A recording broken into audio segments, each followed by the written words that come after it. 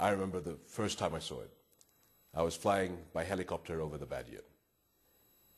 And then in all this desert, I look down and see a tree, absolutely alone. No other trees, no fields, no water. You think it's a miracle any living thing can survive here. Of course I realized what it was. It's unique. The blessed tree once sheltered the Prophet Muhammad, peace and blessings be upon it.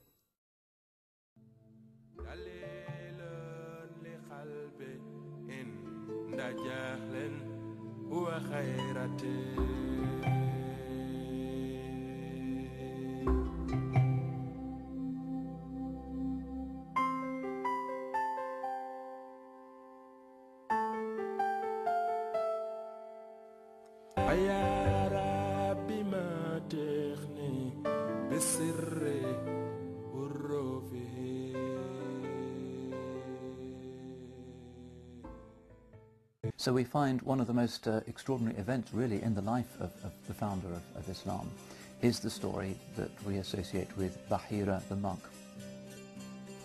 فبحير الراهب مكث سنوات طويلة في هذا الدير يعبد الله عز وجل ويتوجه إليه، ولما نظر من نافذة ديره لاحظ القافلة التي أقبلت من جهة الحجاز، وقد برحت القافلة بجمالها وما فيها ومن فيها حوالي هذه الشجرة.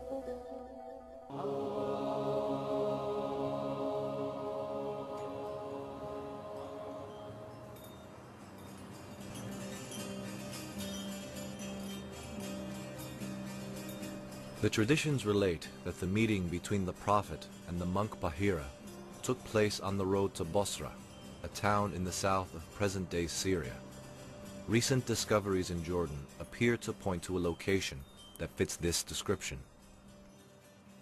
Whilst I was working in the Royal Archive, which hadn't been documented and hadn't been sorted out ever, so we just had thousands of papers everywhere, going back decades, one of the researchers came across a series of papers which were the records of my great-grandfather, King Abdullah I.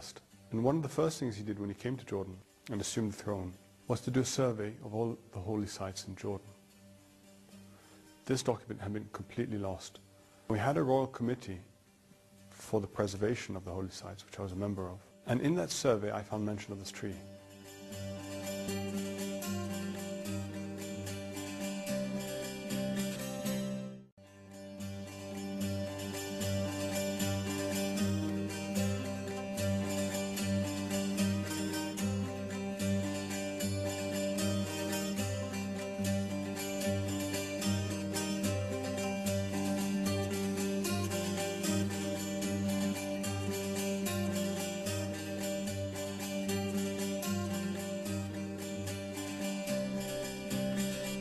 Out in the middle of an empty and inhospitable desert, this lone tree stands.